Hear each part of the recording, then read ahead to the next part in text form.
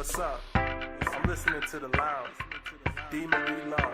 The whole team stay tuned in. Just cuz.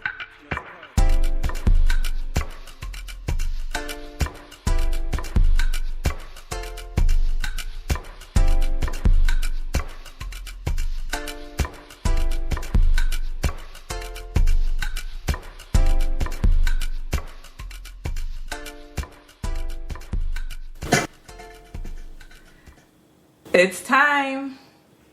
It's happening. We're here. We're here. It's official. It's the first episode of The Lounge. Welcome to The Lounge. Thank you so much for listening. If you're listening live, if you're not listening live, it's okay, but thank you for being with us. We have a lot of things to talk about today, don't we? Oh my gosh. So much stuff has been happening. I wish we were on sooner. I know. We actually, Lexi was just telling me about some news right now that I didn't even know about. Okay, so just to give you a briefing on what this show is. All things entertainment, basically. So we're going to talk about music. We're going to talk about movies, popular TV shows. Yeah, kind of everything in the world of entertainment. Yeah, we're going to be trying to cover it all and giving our opinions. Even if you don't care about them, we're going to give them to you. We're going to give them to you. That's going to happen. So, entertainment news. Let's start there. We're just going to get right into it. We're not going to prepare you guys anymore. Nope. So, the first thing that I just saw, just now actually, a whole thing about Drake and Eminem. I heard that Drake said that he's ready to rap battle Eminem. Do you think that's something he would really say? Oh my god. Is he that crazy? I'm still looking on social media. I'm trying to get it all. Has anybody else heard about this? Like, he can't be that crazy. Is he that crazy? Oh my gosh. Eminem's like the legend. He can't. Alright. Let me just say it like this.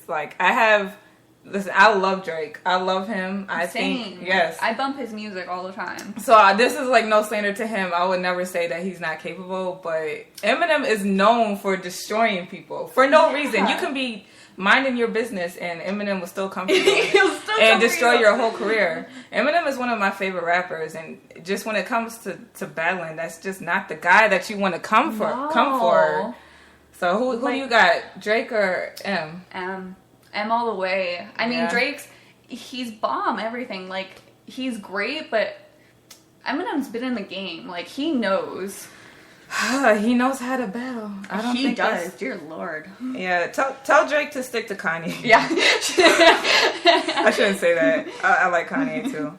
Oh, speaking of Kanye and beefing and battling, are you Team Kanye or are you Team Taylor? Oh, Kanye. Kanye all day? Kanye, God. And I feel like Taylor is... Oh, man, I'm going to get a lot of flack for this.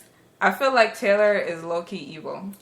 I know I shouldn't say that, but I feel like she's been planning Kanye's demise since that incident at the VMAs in 2009. I felt like she's been pretending to be his friend all this time, and she's like, I'm gonna wait till I have my moment and I'm gonna get him back. I don't care if it takes years. I bet so. Years. So she knew exactly what she was doing when she told him it's gonna be okay, and then when it came out, she destroyed him. Dang, props for Kim too. Like, she's protecting her. I know she got a lot of heat for that. Like, no, she's protecting her man. Exactly. Like, you're gonna lie to everybody. Taylor's whole career has been built on basically diss tracks, right? Just in like a country music type of way, you know what I mean? Like, she every single time anybody dates her, she comes out with a song slandering them, and Kanye is gonna be no different. She had a diss track against Katy. Like, she's built her whole career on that. I'm not saying she's not talented. She's a great songwriter. I'm just, you know what I mean? I think she's she knows what she's doing, and she knows how to get people talking, and I think she was still mad at Kanye. That's what I think. I bet she was. She knows how to hold a grudge. All right, so let's move on. So I realized, listen, please forgive me. This is our very first episode, but I realized that we didn't give a proper introduction. Oh my gosh, who we are. We just kicked it off. We just started went right into it because we was already so prepared to talk about this stuff. So listen, we're all nervous right now. If you're just tuning in, you're listening to The Lounge with D. Marie Love and Lexi Swartz. All right, we're gonna tell you about ourselves now. 5 minutes into the show. Dang, we're a mess, you guys. Yes. Okay, so like I said, my name is D. Marie Love. Real name Desiree Pickett. I'm an aspiring writer. I've been doing it my whole life, so that's something that's a passion of mine. I have a YouTube channel you can subscribe to. Keep it scripted. And Lexi, she would be one of my best friends. She's an absolutely beautiful and amazing person. Aww. Yes. Sugar me up. Yeah. Go ahead. You want to tell them about yourself? Well, my name is Lexi Schwartz. Like Schwarzenegger. Arnold Schwarzenegger. I get so much, like, crap for my last name. They're like, oh, like Arnold Schwarzenegger? Yes, exactly. Like really? that. People are stupid. Yes. It doesn't even sound nowhere near the same. I know. But, yeah, so I'm the co-host, aka the bestie. She's on my YouTube a lot too, so if you've seen any of our videos, you see how ridiculous we are. We kind of are. I'm kind of a workaholic. I used to be a dancer, and I'm just starting college. Freshie over here. Yeah, she is. She's actually amazing dancer. No, I'm just chilling. She's being humble. So Lexi actually, she has her own segment on the show. What? Why are you saying, oh God, it's fine? She has her own segment on the show, which we're going to be getting into in just a few minutes, and she's going to give her beauty tips and her fashion tips, things that I'm not qualified to give. And also, so excited, we have a guest joining us in a little while. He's going to be calling in. His name is Nolan Wells.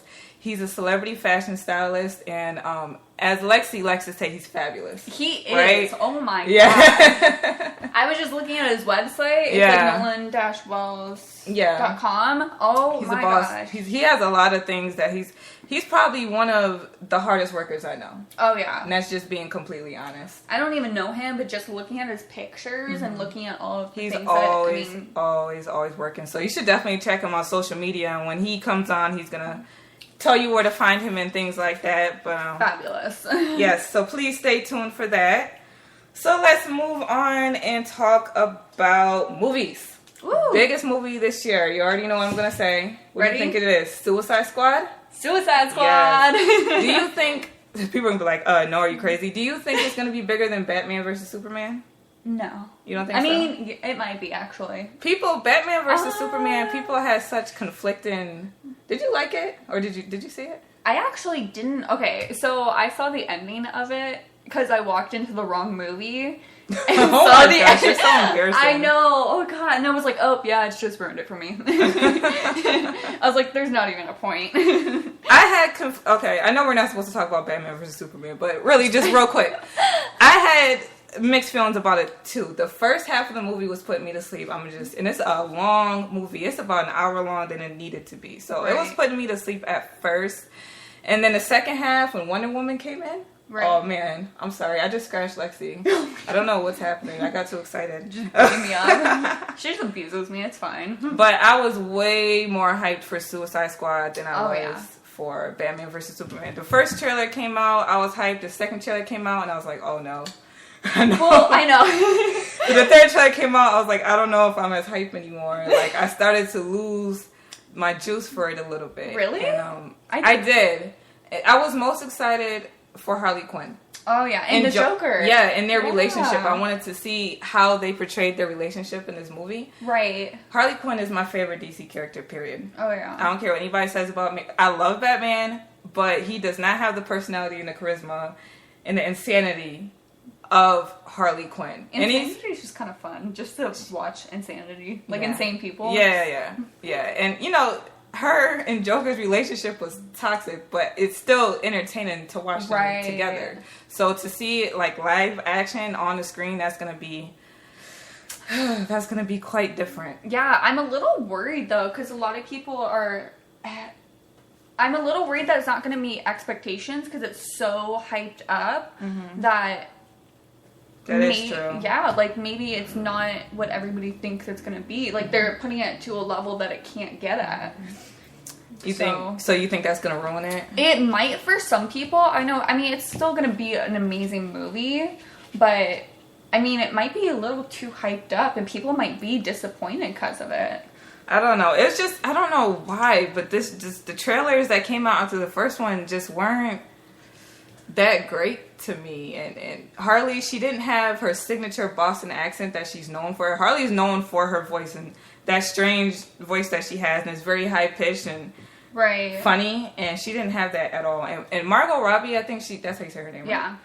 I think she's great, and I was happy with that casting. But then I don't know. I started to lose it a little bit after. Well, that. I think that's again with like the expectations is. I mean, you want it. Sometimes you can't get it to the T. Like they just can't. So I mean, I think she's doing a fabulous job. Loved her in Wolf of Wall Street. Oh yeah, she was in that movie. She was the main character in that movie. That movie is ridiculous. That movie was amazing. Yeah. That movie's my inspiration. Oh my! I don't know if that's good. But I just completely blanked out. Oh, okay. I know what I was gonna say. I could not be blanking at a time like this. Okay. But I know what I was gonna say. Now I'm getting a little bit more nervous because the reviews are in. Have you seen them? I heard the reviews. Some weren't good. Like I've heard most were not good. Most. Yeah. So that's gonna put. I don't think it's gonna have any. I don't think it's gonna affect the box office. No, Jeff. It's actually probably gonna skyrocket box office. I don't think everybody's still gonna want to see it, no matter the reviews. They're gonna want to judge it themselves. Yeah. I still think it's going to be the biggest movie this year. So now I think it's time. You think so? I think it's time to move on to one of the biggest TV shows on the planet. On the planet? Literally, it really is. The planet? I'm only going to talk about it for a second. And it's The Walking Dead because the trailer for season 7 just came out. And you haven't seen Walking Dead. I have not. Can y'all drag her, please? Drag her for not having watched. She didn't watch. It's literally the biggest show on the planet. She has not watched a single episode. So I can't even talk about the season 6 finale with her. Spoiler alert. No, I'm not going to spoil it. Just in case you're not the only one.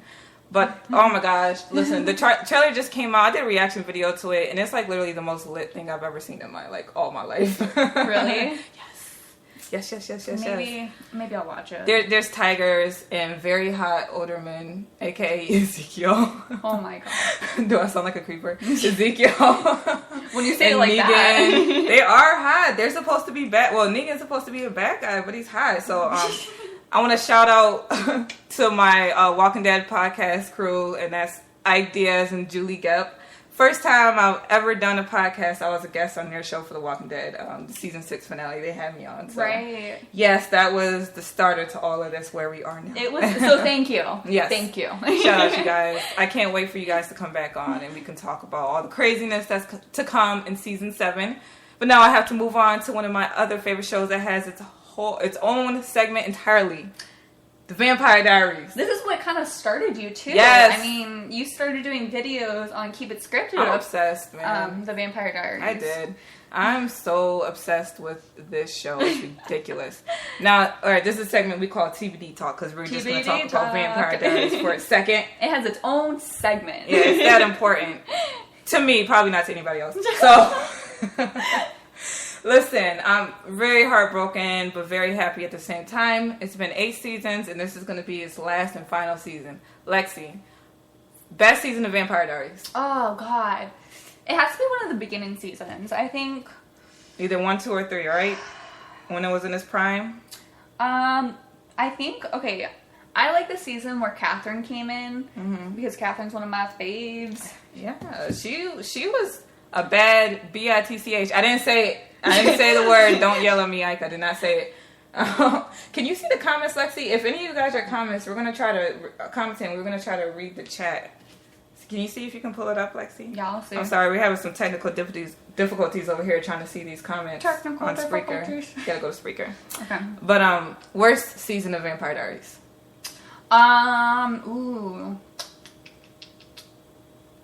6 or 7. I think it just went downhill.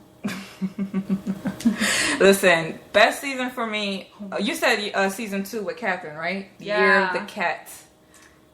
yeah. That's what it is. That's it was the Year of the Cat. Like, she probably was the best villain Vampire Diaries ever saw. Right. Just to be completely honest. Worst season for me was season 5. Okay. Definitely season 5. To everybody, shout out.